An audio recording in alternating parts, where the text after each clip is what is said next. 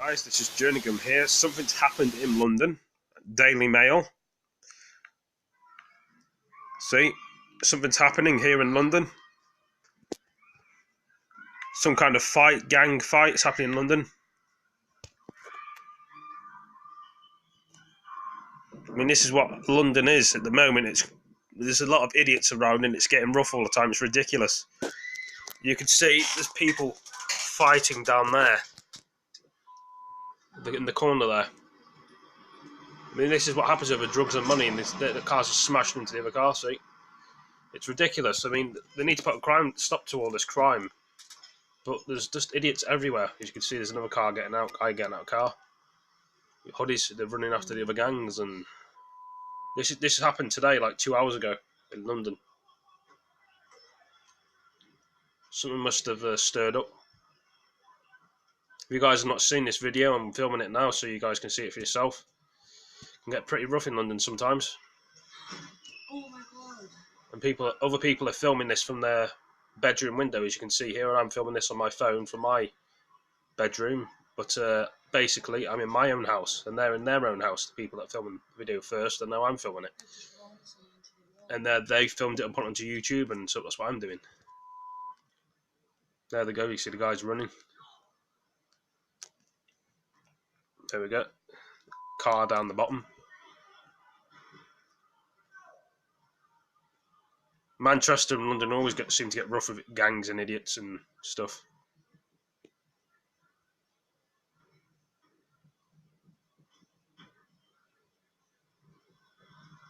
Guy's getting in his car, driving off.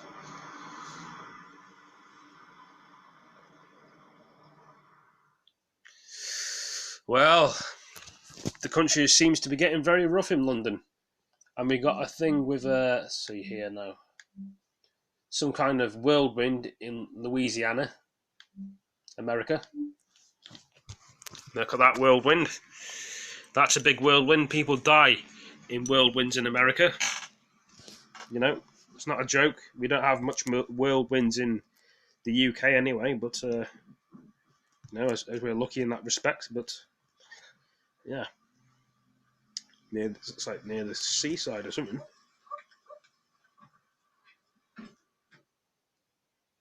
That was a very short video. 2 hours ago, something's happened here in a boat. Hundreds of veterans have travelled from families. You know, it's very sad that loads of people have to escape the violence and the stuff in their countries just to get away from it and get a peaceful life. And some people start the war and the violence off. And I mean, not everybody wants for war and violence. They want peace and quiet and get on with their lives and be happy and make a life for themselves. But more than 100 members of emergency services, include Kent Fire Resource veterans of what, you know, something's happened here. The world's just going into a very worse place, guys. And a lot of people are probably disappointed with that, but, you know, what can you say? Bugattis, Lamborghinis, fast cars, moving on to fast cars and stuff. Can only mean one thing. London's supercar season is back. Each summer, the streets of Chelsea, Mayfair, There's a lot of people in London that have really fast supercars that cost like millions and stuff. Plenty of wealthy Middle Eastern visitors fly over to the UK with their supercars in tow. And the annual phenomenon draws plenty of motoring enthusiasts. See, there's a lot of people taking pictures of these fast supercars. Aren't always welcome.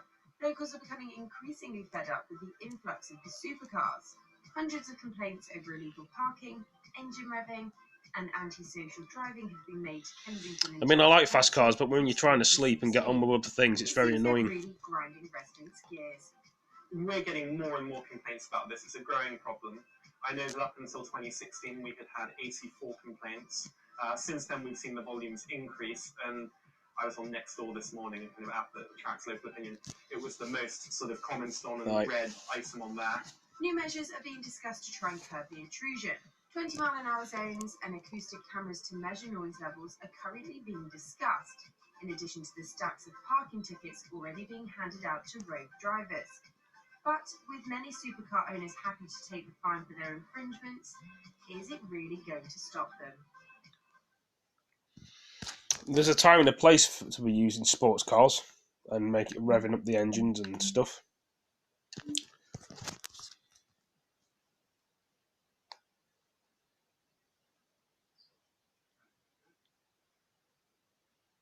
Good afternoon, everyone.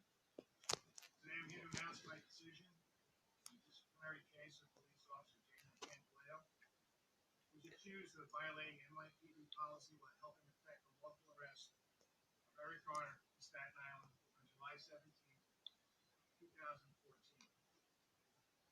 This decision that necessarily requires fairness and impartiality for Mr. Garner, who died following that encounter with police. It's also a decision that requires fairness and impartiality. I thought I'd do a mixture of putting a few videos together of what's it called, of the news channel. First, I will discuss how I reached my decision, and then I will answer any questions you have on the topic. For some time prior to July 17, 2014, neighborhood residents purposely avoided the area in and directly around Tompkinsville Park in Staten Island. Conditions at that time arose from an array of criminal activity.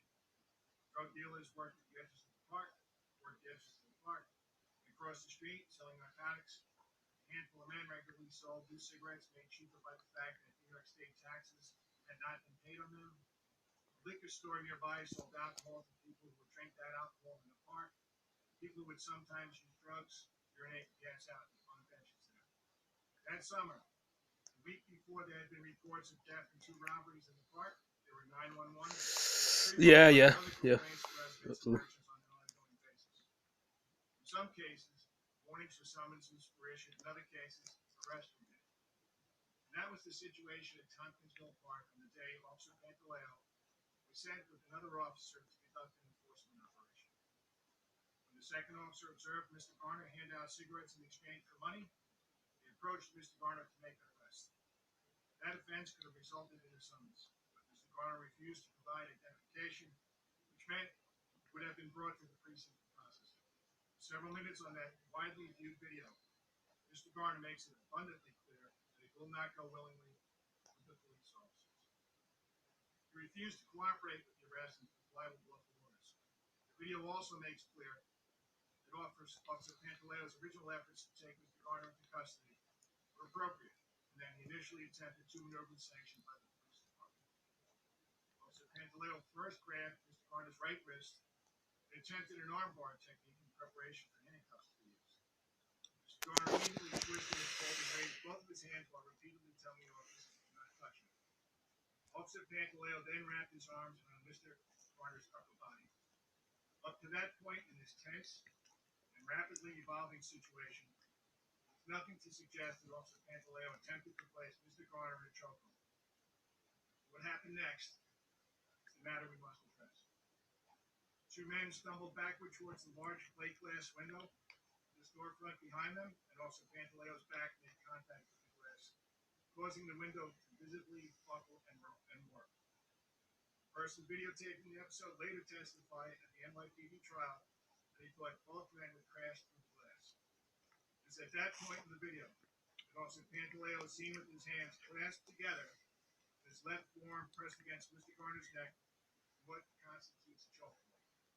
NYPD court ruled, and while certainly not preferable, that hold was acceptable during that brief moment of time when the risk of falling through the window was so high. That exigent circumstance no longer existed, the court found, when Officer Pantaleo and Mr. Garner moved to the ground. As Mr. Garner balanced himself on the sidewalk on his hands and knees, Deputy Commissioner of Trials Rosemarie Maldonado found that Officer Pantaleo consciously disregarded the substantial and unjustifiable risk of maneuver explicitly prohibited by the department. She found that during the struggle, Officer Pantaleo had the opportunity to readjust his grip from a prohibited chokehold to a less lethal alternative, but did not make use of that opportunity. Instead, even once Mr. Garner was moved to his side on the ground, with his left arm behind his back and his right hand still open and extended, Officer Pantaleo kept his hands clasped and maintained the chokehold. Mr. Mr. Garner's obvious distress is confirmed when he coughs and grimaces. Moreover, Trials Commissioner Maldonado found that Officer Pantaleo's conduct caused physical injury that meets the penal law threshold, and that his recklessness caused multi-layered internal bruising and hemorrhaging that impaired Mr. Garner's physical condition and caused substantial pain, and was a significant factor in triggering an asthma attack. For all these reasons, taken together, even after reviewing Officer Pantaleo's commendable service record of nearly 300 arrests and 14 department medals earned leading up to that day, Trial Commissioner Maldonado recommended that he be dismissed from the department. In making this penalty recommendation, she wrote, this tribunal recognizes that from the outset, Mr. Garner was non-compliant, compliant, and argumentative. And further notes that the patrol guide allows officers to use reasonable force when necessary to take an uncooperative individual into custody. What the patrol guide did not allow, however, even when this individual was resisting arrest, was the use of the prohibited chokehold. As you know, a number of external authorities have asked many of the same questions we have about this incident. On August 19, 2014, about a month after Mr. Garner's death, the Staten Island District Attorney's Office announced it would impanel a grand jury to present evidence on that matter. On December 3rd, 2014, those 23 Staten Island residents voted to not indict Officer Pantaleio, clearing him of criminal wrongdoing. That same day, the United States Attorney General announced that the U.S. Department of Justice would conduct its own investigation into Mr. Garner's death, in a way of bringing federal civil rights charges against Officer Pantaleio. In the intervening years, the Justice Department made ongoing requests to the NYPD, asking us to delay our internal disciplinary process until its civil rights investigation was complete. We honored those requests as their process stretched from one administration to the next. No action by federal prosecutors. And so on July 21st, 2018, we decided to begin NYPD proceedings.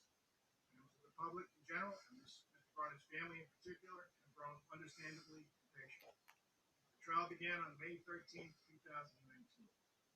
July 16, 2019, one day before the 5-year statute of limitations expired, the Justice Department announced it would not file federal charges against Officer Pantaleio.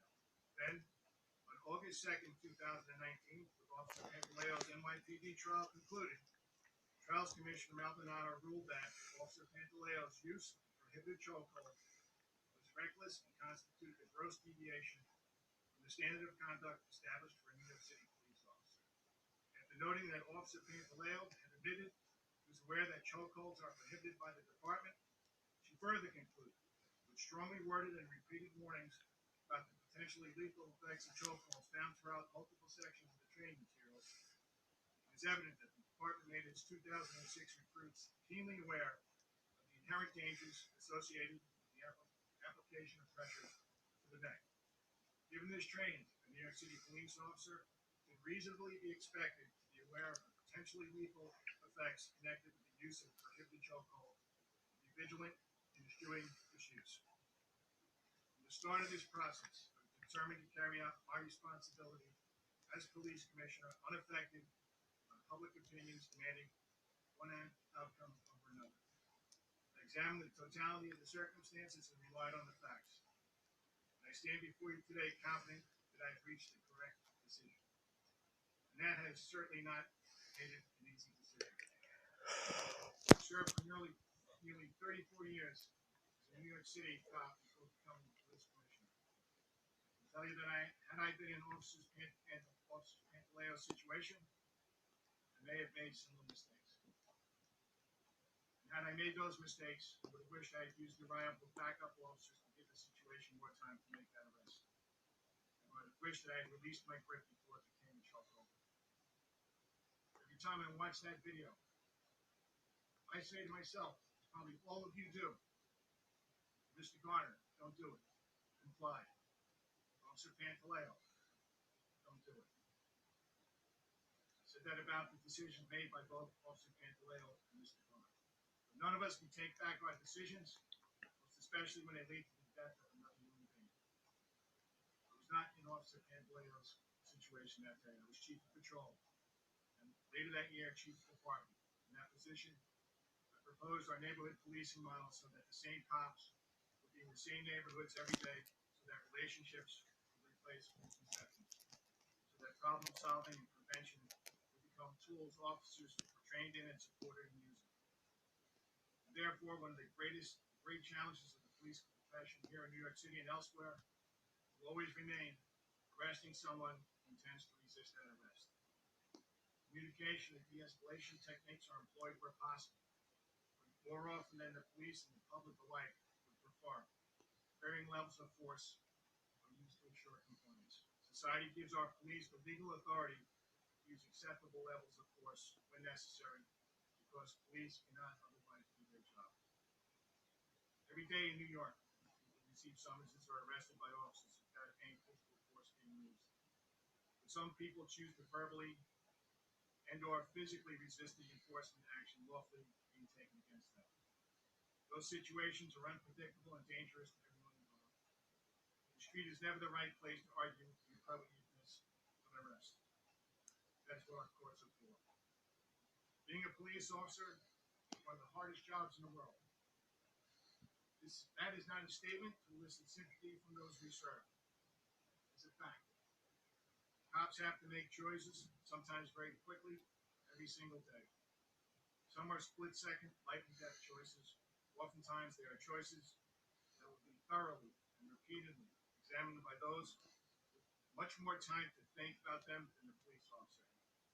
And those decisions are scrutinized and second-guessed, both fairly and unfairly. No one believes that Officer Pantaleo got out of bed on July 17, 2014, thinking he would make choices and take actions during an otherwise routine arrest that would lead to another person's death. But an officer's choices and actions, even made under extreme pressure, matter. It is unlikely that Mr. Garner thought he was in such poor health that a brief struggle with the police would cause his death. He should have decided against resisting arrest, but a man with a family lost his life, and that is an irreversible tragedy. A hardworking police officer with a family and man who took this job to do good, to make a difference in his home community, has now lost his chosen career. And that is a different kind of tragedy. In this case, the unintended consequence of Mr. Garner's death must have a consequence of its own. Therefore, I agree with the Deputy Commissioner of Trials' legal findings and recommendations. It is clear that Daniel Pantaleo can no longer effectively serve as a New York City police officer. Carrying out the court's verdict in this case, I take no pleasure. I know that many disagree with this decision, and that is their right. There are absolutely no victors here today.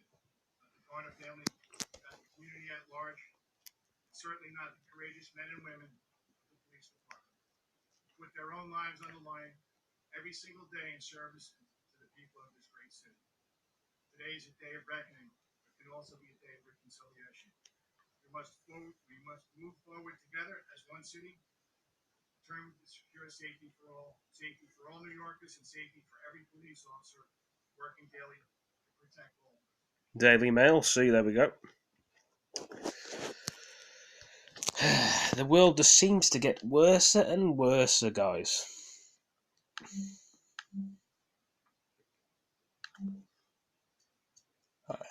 HEI. Here's a video where this guy this is a police officer in the UK, which got killed by a few people, which is sad.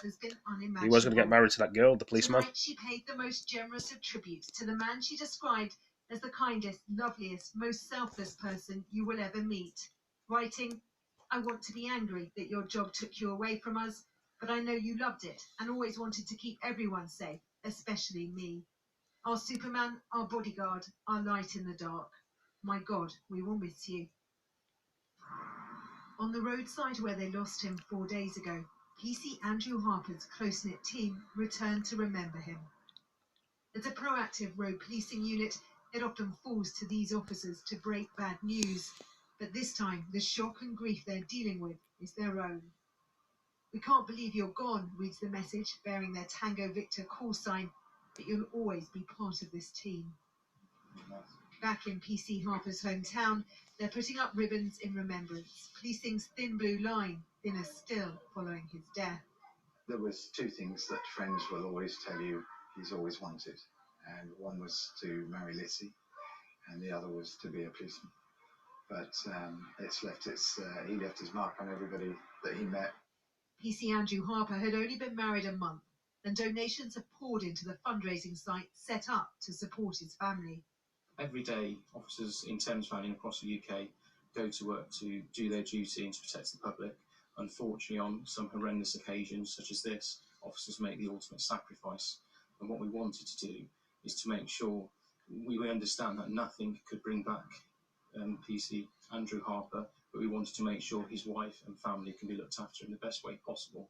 It's a stream of public sympathy and support that's offered some comfort to those officers still working here, and the many men and women of the emergency services who visited to pay their respects.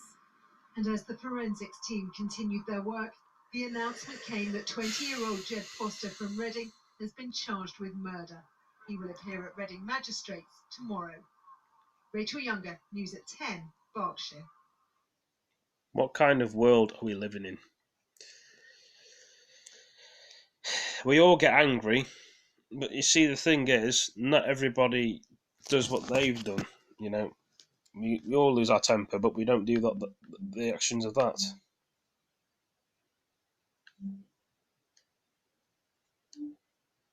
Hello everyone, this is your... Right, so moving on to Russia. Protests on the street of Moscow 6 weeks in a row. Moscow, Russia. We're protesting. MPs held an emergency session and set up an investigative commission. I'm sure that we must investigate financing from abroad that leads to interference in Russia's internal politics. We must look at the activities of some diplomats who are based on Russian territory. Maybe I'm getting ahead of myself, but I promise you, we will have interesting findings. The protest started in July. Russian police. Several opposition candidates were barred from running Or in SWAT local team or elections something. in Moscow. Election officials said signatures they needed to collect were false. Normally, these local elections don't attract a lot of attention, but banning the opposition from taking part motivated tens of thousands to protest. Police have arrested thousands of protesters, and some say they were beaten and now face serious criminal charges. This has led many more to take part. To observers, it may sound all too familiar. Blaming foreigners for anti-government protests is not only seen as a way to distract Russian public opinion from the real reasons behind the protests, it also portrays these protesters negatively as being used by foreigners. This could be used to convince people not to join. On his visit to France on Monday, President Vladimir Putin said protesters have a right to let their voice heard, but the authorities will do everything to prevent Macron violence. and Putin. I'm a guest here, and it is not a good place to say that, but I have to since you asked. We all know about the events related to the so-called Yellow Vests, in which about 11 people were killed, and 2,500 people, including 2,000 policemen, were injured. We don't want that to happen in Russian capital. While Russian politicians say the American accusations of Russian meddling in the 2016 presidential elections were false, theirs are real.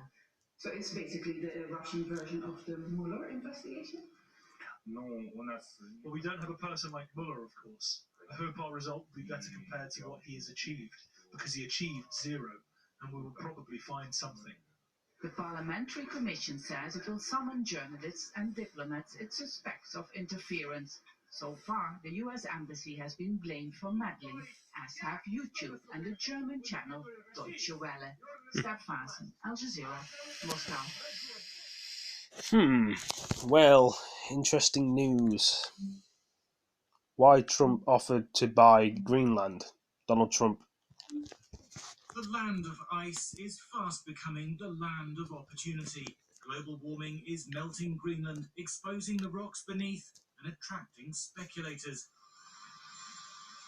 But President Trump's interest in buying the country had been dismissed as a joke. Not anymore. Essentially, it's a large real estate deal. A lot of things could be done. It's hurting Denmark very badly because they're losing almost $700 million a year carrying. So they carry it at a great loss. And strategically for the United States, it would be nice. That's bemused Greenlanders and the Danes who are responsible for the country's foreign and defence policy. Denmark's Prime Minister, who's visiting Greenland, said President Trump's offer was absurd.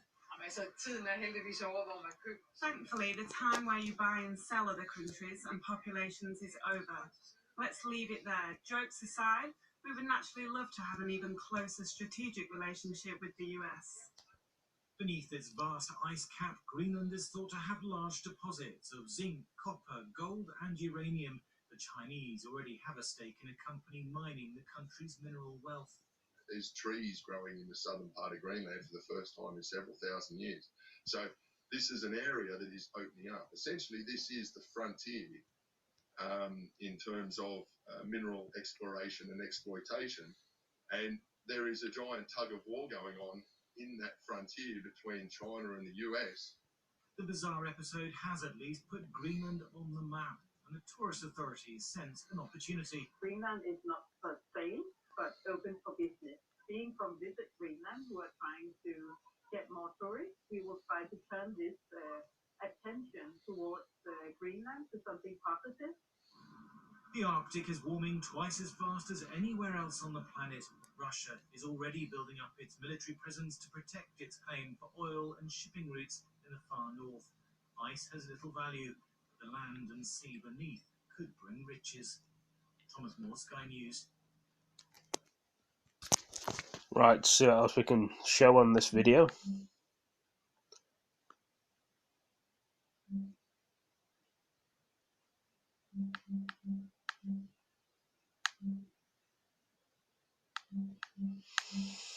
I'm in deep thought at the minute, guys, as you can tell. Very deep thought.